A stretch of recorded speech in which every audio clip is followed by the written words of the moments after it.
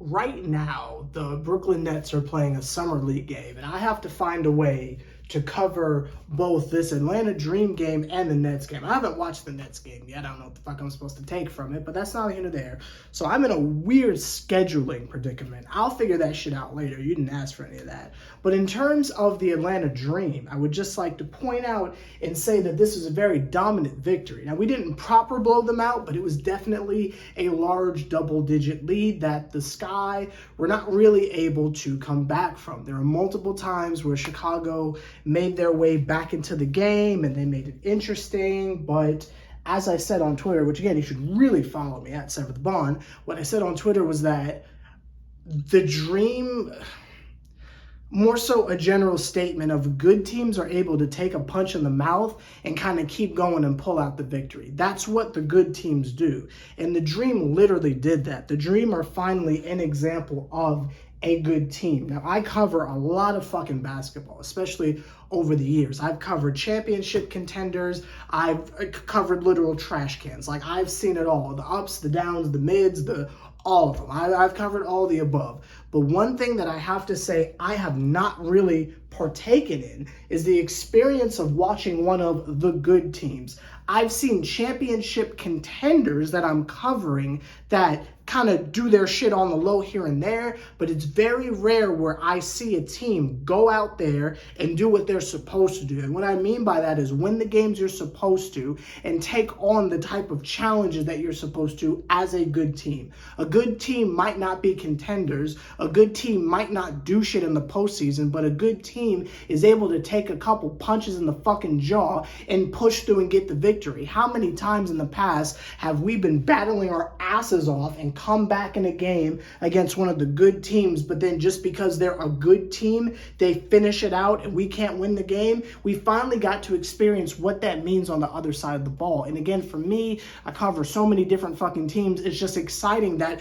one of the teams I'm covering is a good team, not someone who's just having a hot streak or is on a good. These are the type of intangibles. These are the types of things that you see with the eye test to know if you have a good team or not. And it's very fucking exciting. It's very, very fucking exciting. Now, we do have times every now and again, especially this year, where there are supreme ups and downs where it's like, damn, we're fucking cooked. Damn, we're fucking washed. What the hell are we doing? But when we have consistent nights like this, especially when the record is lose 2, win 3, lose 1, win 4, that's the type of shit you love to see. We are currently 9-8. I can't remember the last time in the last 3 years I've been covering this fucking team where I can proudly get on here and say that we are not commandingly, but safely and astutely, if you will, above 500.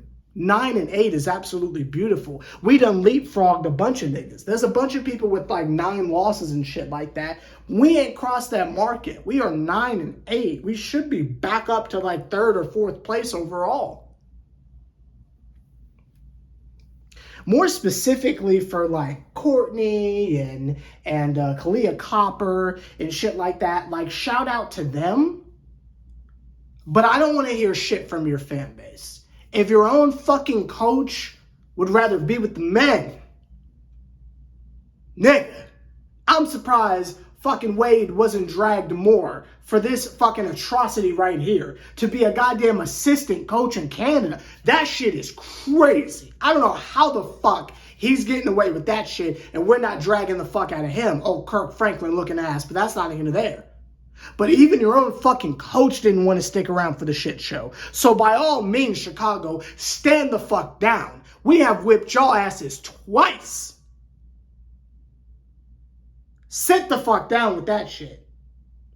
I understand they won a championship at one point. That's cute.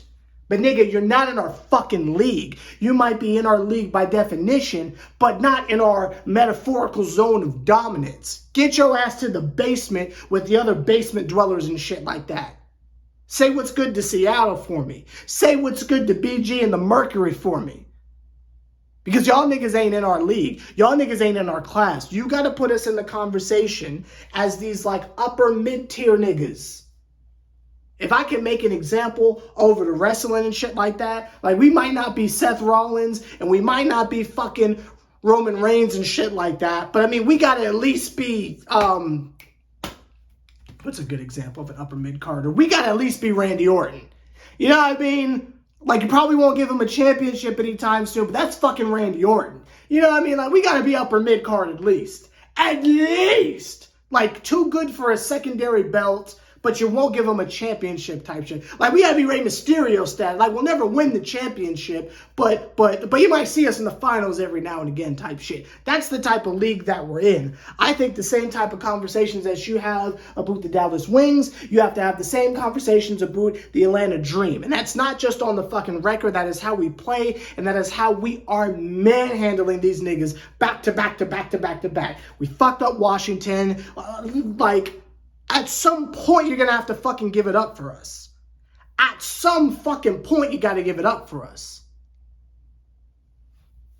Fucking, the Sparks ain't won none of this shit. Like, we knocking niggas around like this. You know what I mean? We knocking niggas around. And I feel like there is a flavor of respect that has to come with it. You can't just refer to us as the cute upstart dream. Nigga, we're here.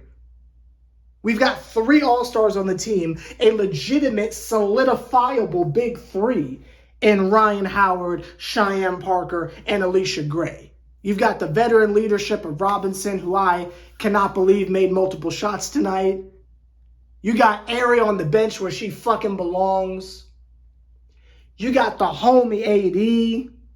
You got fucking Nas, you got Coffee, you got fucking Monique Billings and her fan club and shit like that. You got fucking LA every now and again. And coach decides to put her in. You got the homie Haley Jones, who not only has an amazing ass assist every fucking game, hella offensive rebounds every fucking game, but she be getting blocks on the low at that. I mean, we got a fucking squadular. You know what I mean? We got a fucking squadron out there. And niggas need to take notice. Or you can keep underestimating us and we'll come in your house and whip your ass. We'll kick down the fucking door, Randy Orton style, and we'll fuck you up in your own house. That was Triple H to Randy Orton. There's been too many wrestling references in the WNBA video, but you get what I fucking mean. We're the real fucking deal. We're the real fucking deal, and niggas need to acknowledge us. That could also be another wrestling reference, but I won't go there. Something else. I would like to acknowledge, since I talked about the Wings, they were able to knock off the Aces tonight, which was pretty fucking cool. Ion showed like the last 5 seconds of the game, so that was fun to watch. I don't understand why you would dribble and shoot when there's 0.4 left. I feel like that is literal catch and shoot territory, but that's neither here nor there. Like, I would have at least shot it over the rim and at least fucking try, but that's not here nor there. So shout out to the Wings, but we're in that fucking conversation. I don't give a shit what anyone says. We're in that conversation. You know what I mean? If you want to talk about Connecticut and shit like that, you got to talk about us. And I know that these are teams that have won have lost 5 to 6 games total. But nigga, we're right under there because we ain't lost 9 yet. We ain't lost 9 yet. So I just need everyone to be aware that we are on our way. Don't fucking sleep on us. We up there too with the uppity niggas. You know what I mean? I think you put us if it's Vegas, Brooklyn, probably Connecticut, Dallas. I feel like we are right under Dallas. We're right the fuck there. That fucking 5th seed. We are right the fuck there. Right under Dallas. In my opinion. I could be off, but in my opinion. Speaking of Brooklyn, how the fuck is Sabrina Ionescu the goddamn cover? We won't get into the shenanigans because I am the 9,000th person to mention it, but just know I'm disgusted. But that's not even there. Let me know your thoughts on the game down below. I don't really have any specific things to get into because we've had a pretty steady stream of games. So I don't want to kind of say the same thing multiple times. And if we fucking niggas up, we fucking niggas up. I can only describe that so many different ways. I believe we play the Sky again on Sunday. So I'll see y'all niggas in 2 days to discuss what's going on with that. Everybody wish me luck because I got to somehow watch a fucking NBA Summer League game to cover that as well. So say a prayer for good old H3T. I'm Sever the Bond. You're on Hoodie Fish. That is a Cam Reddish jersey. That is a Kennedy Carter jersey. I can't afford the AD jersey. And I'll see y'all later.